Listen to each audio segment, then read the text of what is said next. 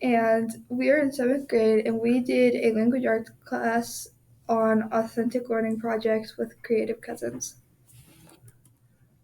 About us. Our Me and Emerson both had Dan Brooke as our language arts teacher this year, but our breaking barriers got to all the other 7th graders and everyone else in our grade.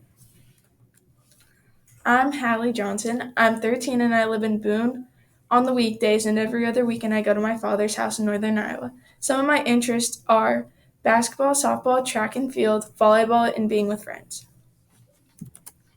I'm Emerson. I'm 13. I also go to Boone Middle School. I have a sister. I have 4 horses that I ride and show and fair, along with baby goats. I also have cats, dogs, love to be outside with horses and friends. Our project is about breaking barriers, and we got inspiration from Jackie Robinson during this project. We had two choices to either write about yourself or interview someone you know that has overcome a barrier in their life. Emerson and I both decided to interview someone we know that overcame a barrier in their life.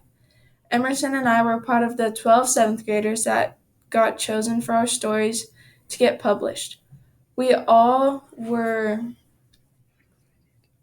excited to get chosen because it was such an exciting thing for us since we are so young. So, Creative Cousins, the whole overview of the project. So, the project was originally inspired by Sam Davidson. Sam is a fun, loving boy who sadly was diagnosed with a brain tumor when he was 4. He fought hard and overcame cancer, and his story is what started this project. Our project. A quote from the Breaking Barriers story. Everything happens for a reason, so just live your life to the fullest, knowing it will someday work out. My story is about Scott Monroe, who is currently a teacher at Boone Middle School. It is actually a very funny story when I chose to interview him. I was in the middle of language arts class when he walked in, and I was talking to Mr. Brooke. I was going on and on about who to interview, and he told me to interview Mr. Monroe. So I chose to interview him because he was my teacher last year. He's always been one of my favorite teachers. He's one of the nicest, funniest ones I've met, which made it even easier to interview. When I was interviewing Scotty, he talked very highly of his mother, which I know who wouldn't. We all love our parents, and it's a tragedy when someone you love and have known your whole life passes away. During the interview, it went very well, which was I expecting.